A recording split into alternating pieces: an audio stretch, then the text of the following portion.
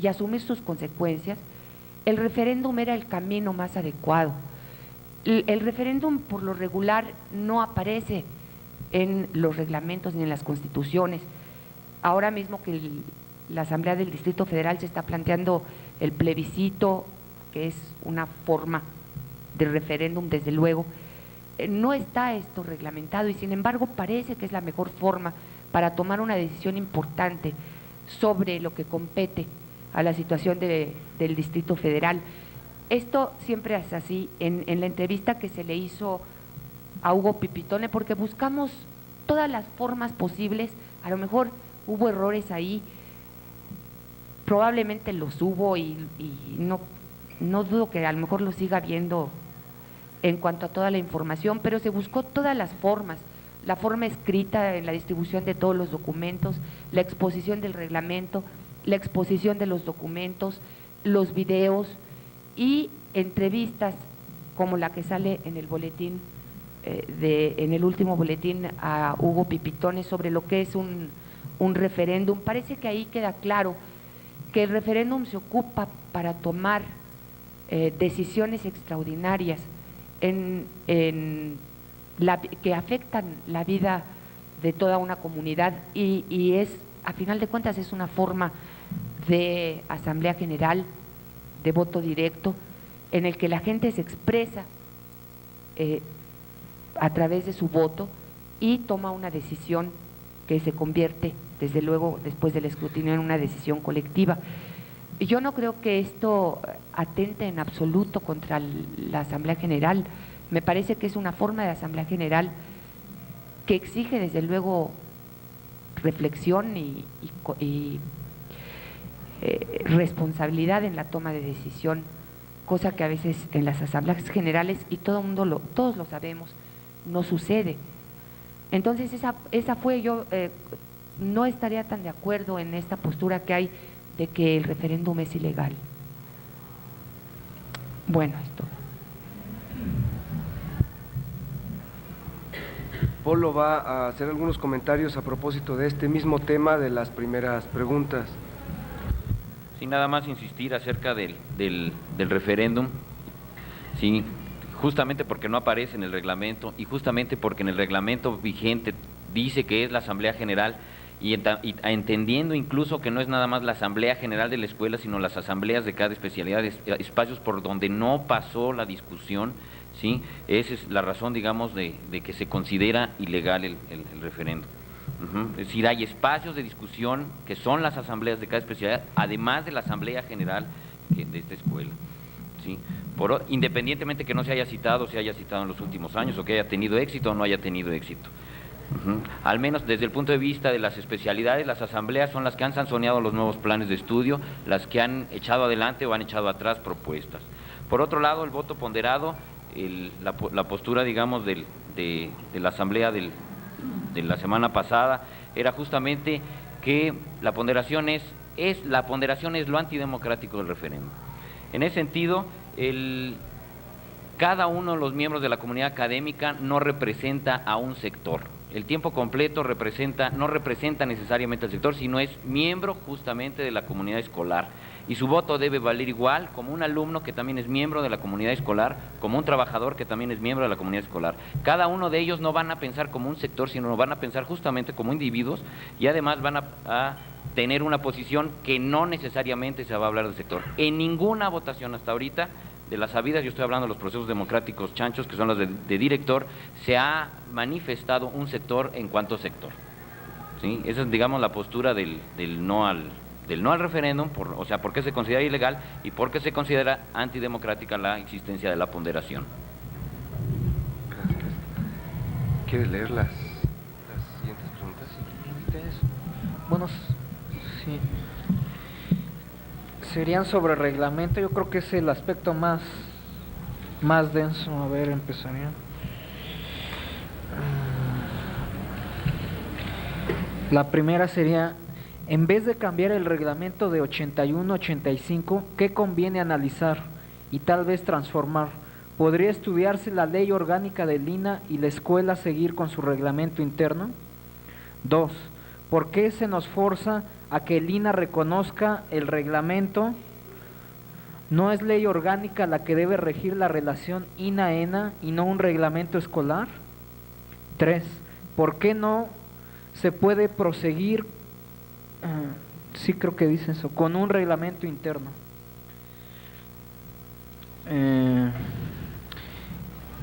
Sería la quinta. ¿Cuáles son los aspectos del reglamento vigente que el INA cuestionaba, aparte de la elección del director?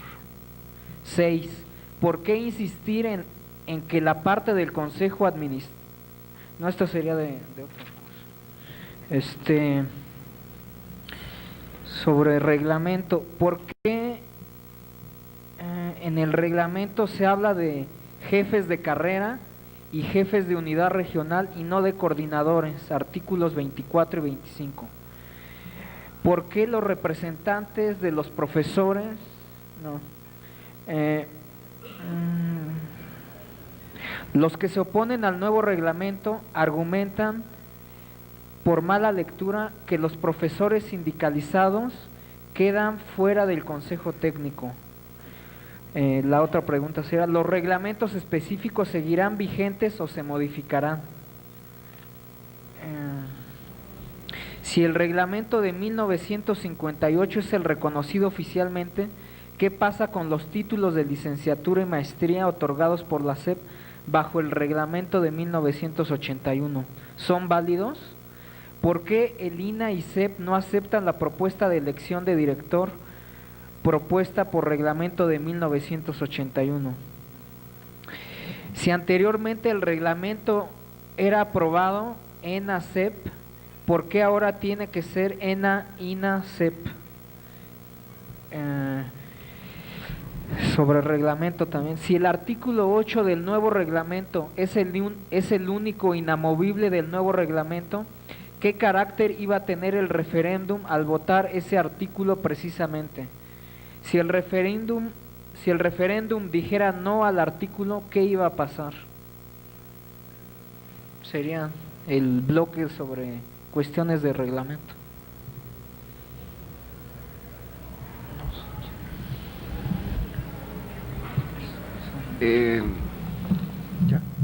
Por favor, nos insisten en la necesidad de ser breves y precisos porque, como habitualmente sucedía, la gente se está yendo.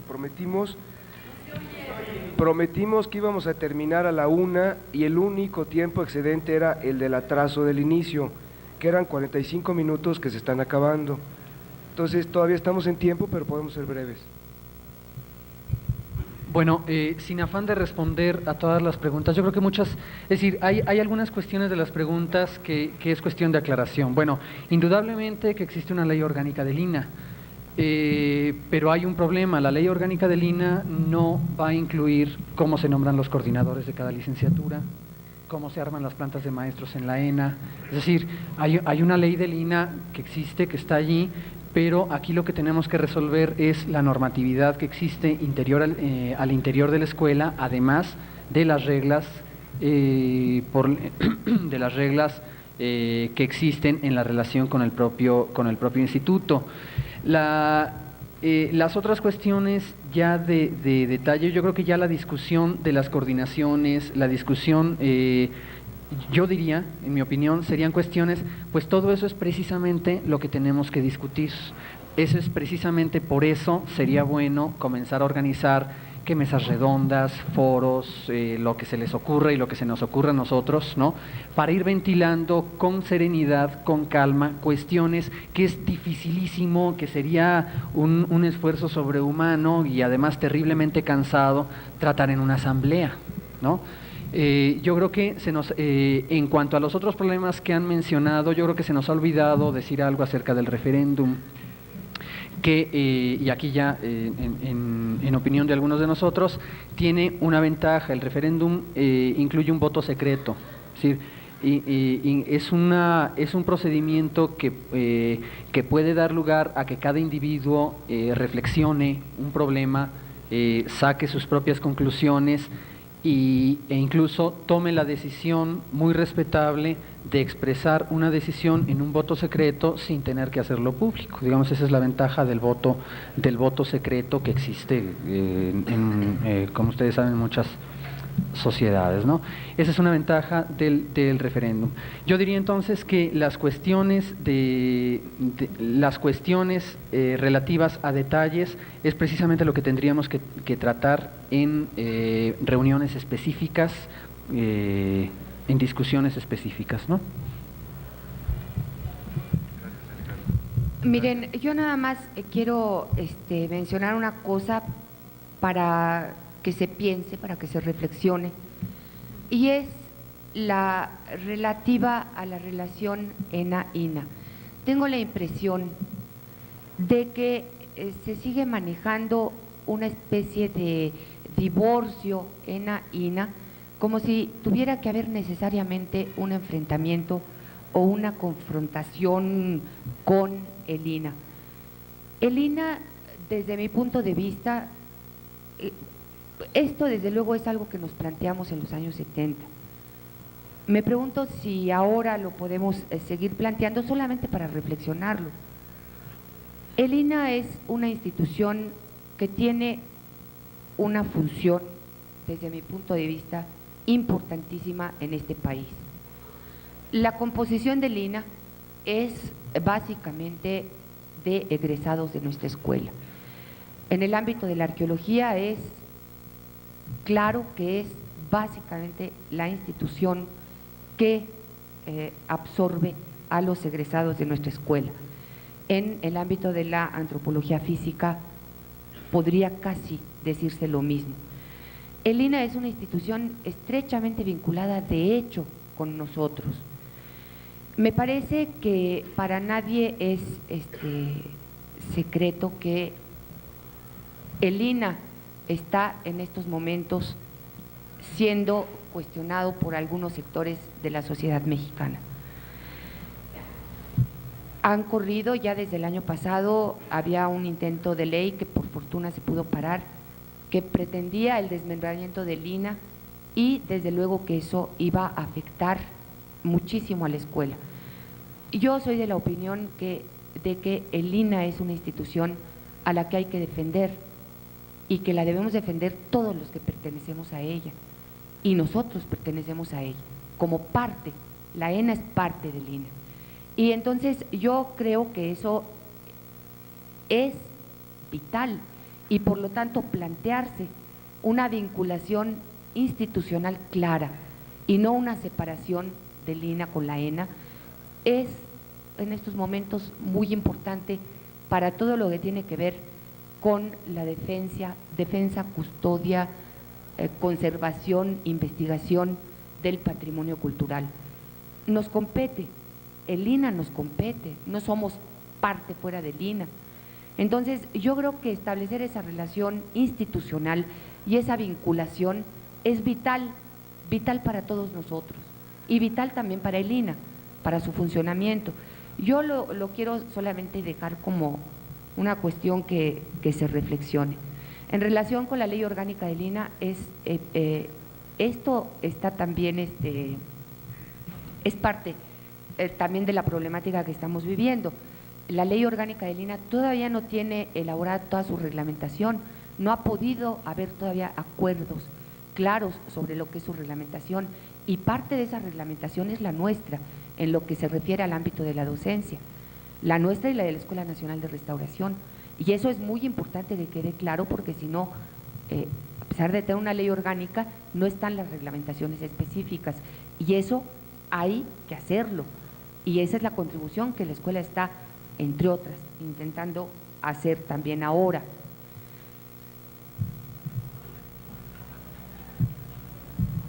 En relación con la preocupación que existe de los títulos, yo debo decirles una cosa. Nosotros efectivamente pertenecemos al sector cultura a través del Consejo Nacional ahora para la Cultura y las Artes y a través del INA, que pertenece al sector cultura, pero también pertenecemos desde luego a la SEP como el Consejo y como el INA. Nosotros tenemos desde el 58 una vinculación directa, sobre todo con la dirección de profesiones. No se está poniendo en cuestión los títulos de la escuela. O sea, eso tiene que quedar muy claro. Con o sin, si se estuviera poniendo en cuestión los títulos, yo creo que hubiéramos optado por otro procedimiento, porque ahí sí era gravísimo lo que hubiera sucedido, ¿no? No hay cuestionamiento ahorita de los títulos. La dirección de profesiones reconoce la profesión de la antropología y nos reconoce a nosotros como otorgantes de títulos una vez que estén cubiertos los requisitos que nosotros mismos nos hemos dado y que tienen que ver desde la discusión nuestra. Sí, pues, justamente en relación a las preguntas es insistir que la posición de la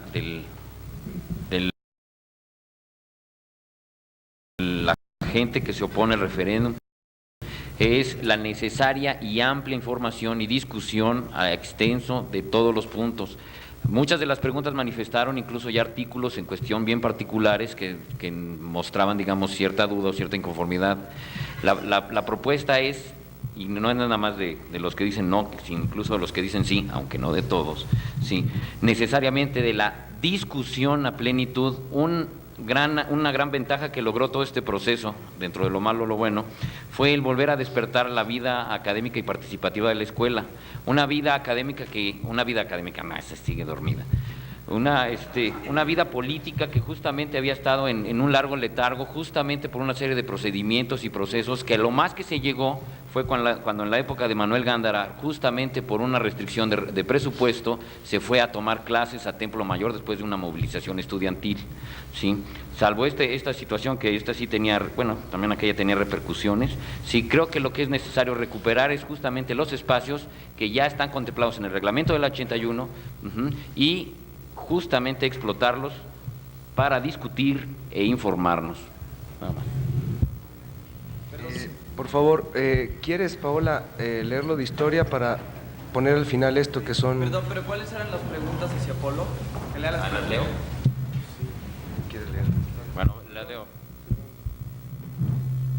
Algunas de ellas han sido contestadas, de hecho, ¿no? Entonces leo, son varias. Dice: ¿qué sentido tiene el sobreinformarnos si no se tiene una propuesta real que intente dar solución a los problemas que actualmente nos afectan?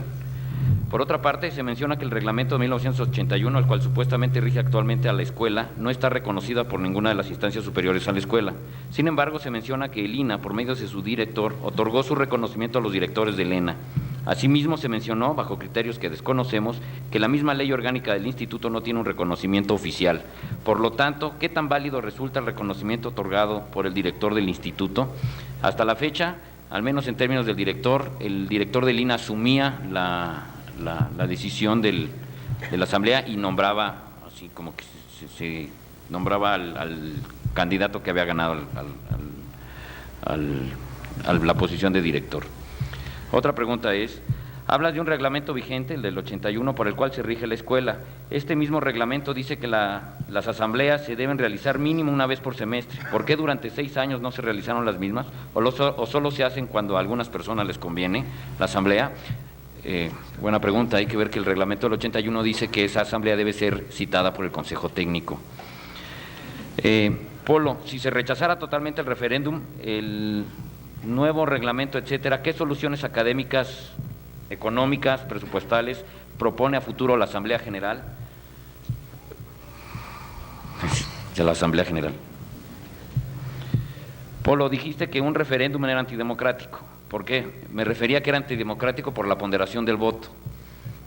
Creo que es igual de antidemocrática una asamblea como la del 20 de enero, la cual asistieron 242 personas, esto es un 20% de la población de la ENA, y acordaron hacer un paro activo. Había muchos que nos oponíamos a este paro, eso no es democracia. Nada más quiero decir simplemente que el paro era activo y se unía al que quería. ¿Sí? La escuela no se cerró. Nadie tiene el derecho a cerrar la escuela. Gracias, Polo. Paola, por favor.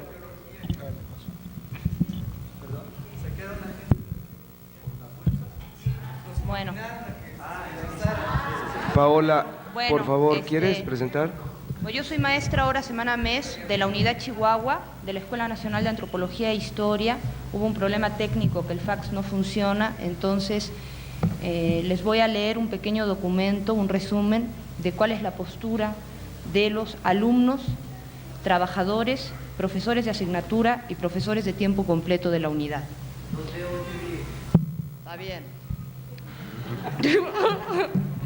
Los profesores de tiempo completo, de asignatura, trabajadores y alumnos de la unidad Chihuahua, enterados de los acuerdos tomados por el técnico de la ENA el pasado viernes 22 y en relación con la convocatoria a un referéndum relativo a los mecanismos de elección y designación del director de la escuela, hacemos su consideración los siguientes puntos. Nuestra comunidad hace pública una protesta por haber sido marginada de los organismos de mecanismo de consulta y decisión que dieron origen a la convocatoria del referéndum. Tal marginación no es extraña para nosotros, teniendo en cuenta el silencio y el olvido que nuestras demandas y propuestas suelen encontrar en las autoridades y en la comunidad de la Escuela Nacional de Antropología e Historia, México. Constituidos desde julio de 1990, nos enfrentamos cotidianamente a la ausencia de interlocutores en la ENA México que asuman más allá del centralismo burocrático la unidad Chihuahua como proyecto académico de la escuela. La falta de integración de esta unidad a la ENA México adquirió la semana pasada nuevas dimensiones. Se nos pide emitir votos en un referéndum en cuya formulación nunca se nos invitó a participar y se nos comunica de un proyecto de reglamento en el que se habla de esta unidad sin que nosotros hayamos opinado. ¿Por qué ahora, repentinamente, tanto interés en nuestro voto y cotidianamente tan poco nuestras demandas? La historia se repite. En el siglo pasado, conservadores y liberales del centro de México venían a Chihuahua en busca del voto a su favor, cuando la demanda de los chihuahuenses era poner fin a la guerra apache. La decisión del Consejo Técnico nos excluye de votar en el referéndum. La nueva fecha coincide con periodo de vacaciones y prácticas de campo. Aclaramos que esto no representa apoyo o rechazo a ninguna de las posiciones principales que hoy se debaten en la ENA de México. Es necesario encontrar normas de funcionamiento de la escuela y la relación con el INAH, pero lo más importante es desarrollar proyectos académicos sólidos y tejer nuevas redes de vínculo entre la antropología y la sociedad nacional. Aunque excluidos de los mecanismos de decisión de la ENA, abogamos porque una consulta sea democrática y tenemos esperanzas de que la ENA sacará de su rica tradición las mejores enseñanzas para un cambio que ya es impostergable. Esperamos que se decida por una perspectiva más amplia y, por supuesto, descentralizada.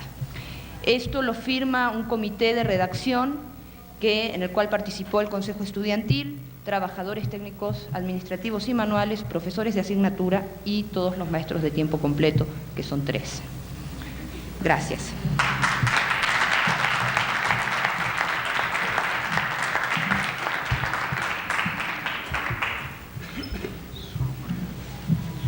Bueno, el último bloque de preguntas sería sobre las instancias de discusión, sobre cómo funciona el Consejo Técnico, la Asamblea y otros procedimientos de discusión. Las preguntas sobre el Consejo Técnico serían: ¿por qué los representantes de los profesores ante el Consejo Técnico no deben ocupar cargo sindical alguno? ¿Qué se entiende por esto?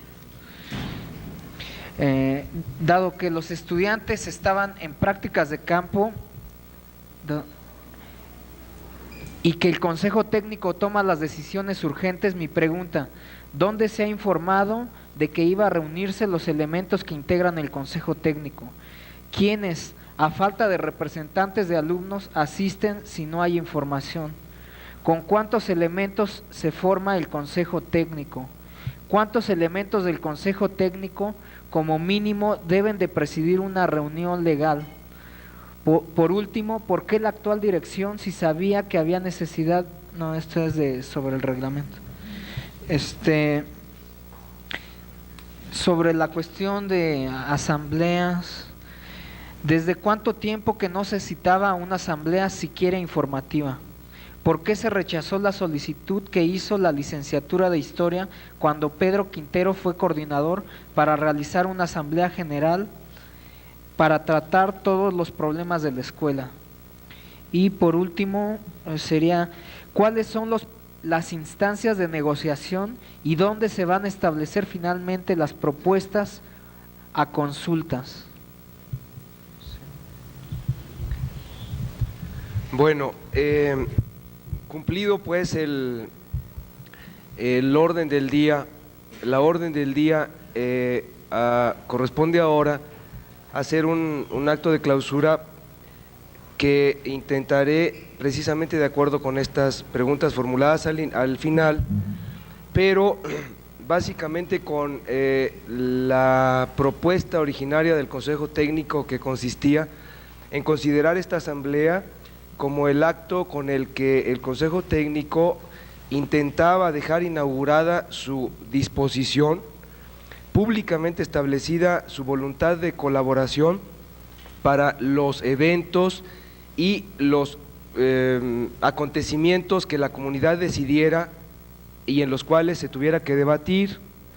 La cosa crucial, hasta donde parece haberse considerado hoy acá, como lo formulan los estudiantes de lingüística, quizás sirviese decir que necesitamos aprender a formular problemas que sean reales y necesitamos aprender, por lo tanto, a proponer soluciones reales para esos problemas.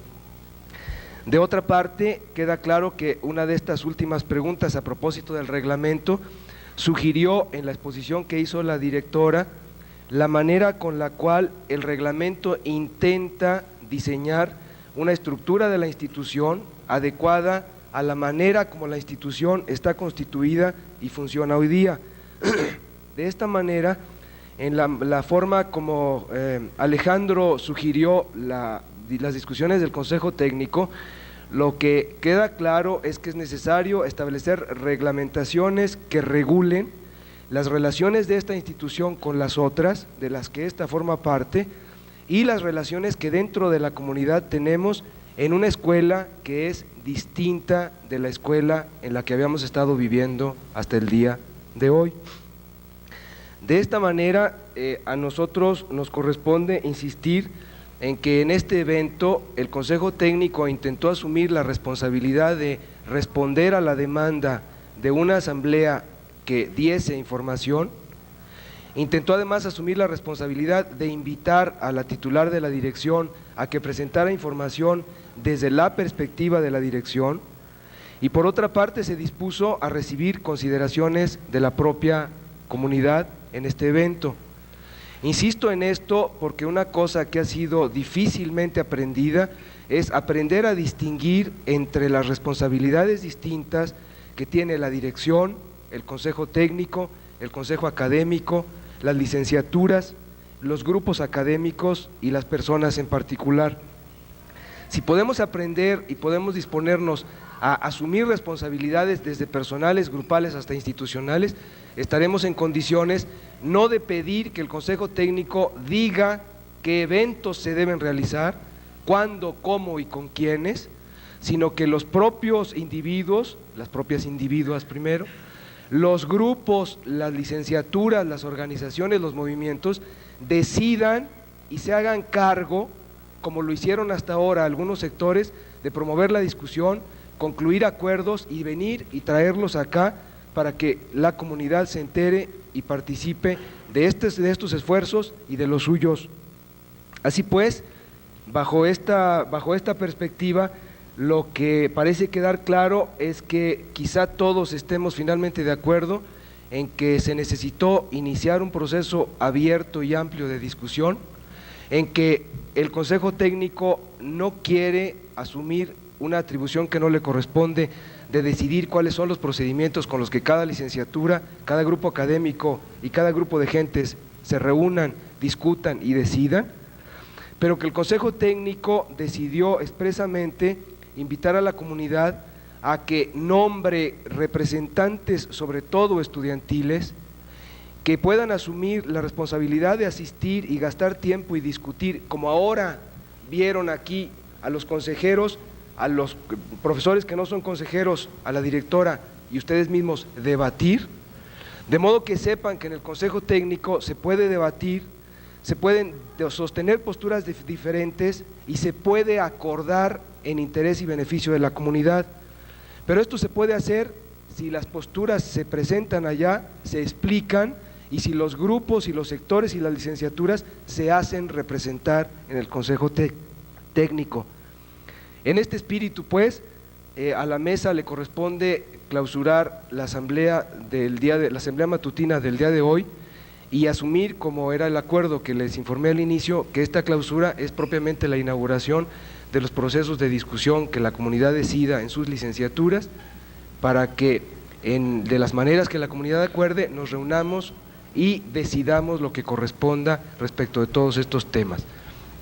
Gracias. Bien, la asamblea está clausurada, podemos ahora gastar el tiempo de la manera que queramos. Sí, solo que la asamblea está clausurada. Ahora comenzamos. Lo que hemos propuesto es que los sectores se reúnan y discutan y se organicen. Si quieres hacerla acá, podemos quedarnos, claro. En la tarde, compañero. Esto no fue un debate. No, no fue un debate. Gracias. Gracias. Muchas gracias. Estas son acá. 167.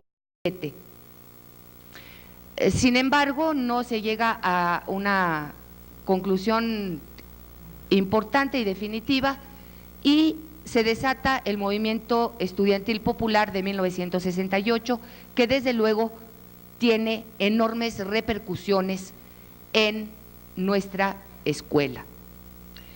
En 1969 se inicia todo un proceso de discusión interna a través del cual nos replanteamos no solamente la forma, no solamente los contenidos de los planes y programas de estudio, sino también todas las formas de organización interna y de elección de nuestras autoridades.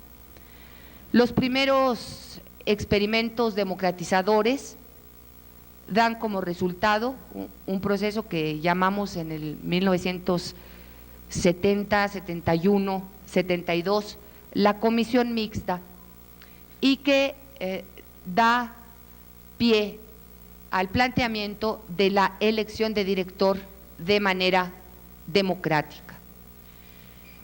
En este contexto, el director se elige a través de una asamblea general. Así son elegidos Eduardo Matos, Silvia Gómez Tagle,